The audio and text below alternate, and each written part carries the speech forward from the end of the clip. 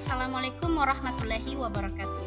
Baik, pada kesempatan kali ini saya Ibu Devi Elsa akan membawakan materi mengenai Syu'abul Iman atau biasa disebut dengan cabang-cabang iman. Nah, Ibu mau bertanya sama anak-anakku, apa sih itu iman? Atau kalian pernah tidak mendengar kata iman? Pernah? Oke, di sini Ibu akan menjelaskan apa sih itu iman. Nah, definisi iman. Iman itu berasal dari bahasa Arab yang dimana kata dasarnya itu amana yu'minu imana, yang berarti beriman atau percaya.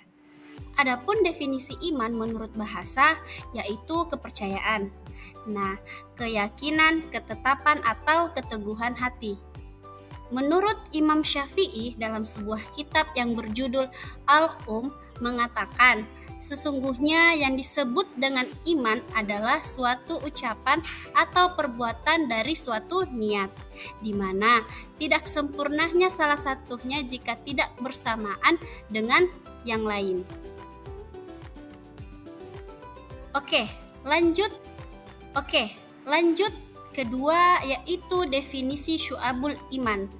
Nah, kata syu'ab adalah bentuk jamak dari syubah yang berarti cabang. Syu'abul iman itu artinya cabang-cabang keimanan. Nah, menurut Syekh Muhammad Nawawi bin Umar Al-Jawi dalam kitabnya Qami'ut Tugaya ala Mazumati Syu'abul al-Iman, iman yang terdiri dari 6 pilar. Nah, di mana dia memiliki beberapa unsur dan perilaku yang dapat menambah amal jika dilakukan semuanya. Tapi ketika kita tidak melakukannya, maka amal kita akan dikurangi apabila itu ditinggalkan. Lanjut. Yang ketiga, macam-macam syu'abul iman. Nah, dimensi dari keimanan itu menyangkut 3 ranah. Yang pertama, ma'rifatun bil qalbi, yaitu meyakini dengan hati. Yang kedua, iqratun bil lisan, yaitu diucapkan dengan lisan. Dan yang terakhir adalah amalun bil arkan, yaitu mengamalkannya dengan perbuatan anggota badan. Dari pengelompokan berdasarkan dimensi keimanan, maka syu'abul iman dibagi menjadi 3 bagian yang meliputi pertama, niat, akidah, dan hati. Dan yang kedua adalah lisan atau ucapan kita. Yang ketiga adalah seluruh anggota badan. Nah, selanjutnya tanda-tanda orang yang beriman. Nah, sebagaimana disebutkan sebelumnya, bahwa iman itu adalah abstrak dan tidak mudah untuk diukur.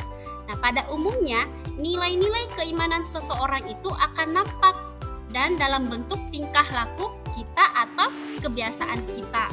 Nah, itu dilakukan dalam kehidupan sehari-hari, sehingga erat kaitannya antara keimanan dan tingkah laku seseorang.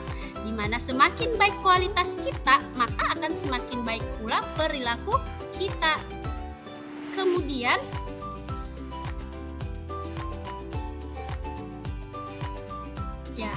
ada beberapa tanda-tanda orang beriman. Nah, ada yang tahu?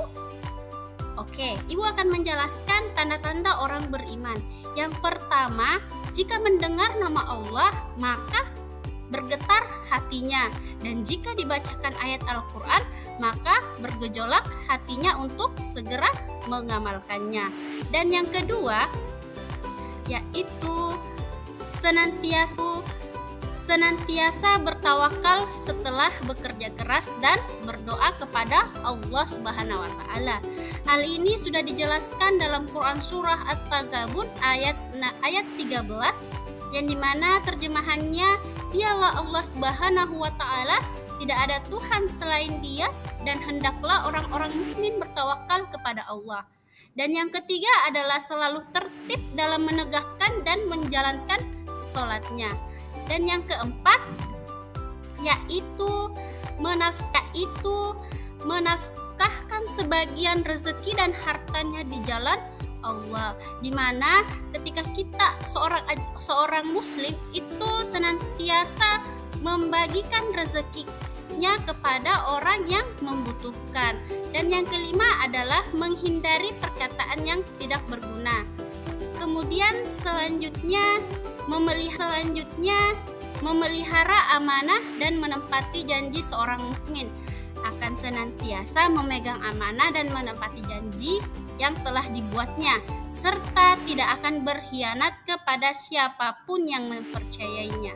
Dan yang terakhir adalah berjihad di jalan Allah dengan jiwa dan harta yang dimilikinya. Selanjutnya problematika praktik keimanan. Di tengah semakin pesatnya perkembangan teknologi informasi dan komunikasi saat ini, grafik kenaikan penyimpangan perilaku moral dan pelanggaran norma seolah berbanding lurus dengan tingkat kemajuan peradaban kita. Bahkan tidak jarang dalam hal kasus pelanggaran etika, moral, dan bahkan agama tersebut bahkan melibatkan seorang publik figur yang dipercayai oleh masyarakat untuk menjadi panutan atau role model bagi mereka. Nah, hal ini terjadi karena perkembangan dunia global cenderung membawa masyarakat terjebak pada perilaku hedon, yaitu pandangan hidup yang menganggap bahwa seseorang akan bahagia dengan mencari kebahagiaan sebanyak-banyaknya. Menurut Abu Bakar bin Bilal, berdasarkan hadis tersebut, setidaknya ada 5 ujian keimanan yang dihadapi oleh orang mukmin. Yang pertama adalah mukmin yang saling berbagi, yang kedua kaum munafik yang membenci kaum mukmin, dan yang ketiga kaum kafir yang memerangi kaum mukmin, yang keempat terlihat setan yang selalu menyesatkan, dan yang terakhir adalah hawa nafsu dalam diri setiap mukmin. Dan yang terakhir ada 6 hikmah dan manfaat syu'abul iman. Apa saja sih manfaat mempelajari syu'abul iman? Ibu di sini akan menjelaskan manfaat syu'abul iman. Yang pertama adalah iman menghilangkan sifat kepercayaan manusia terhadap makhluk.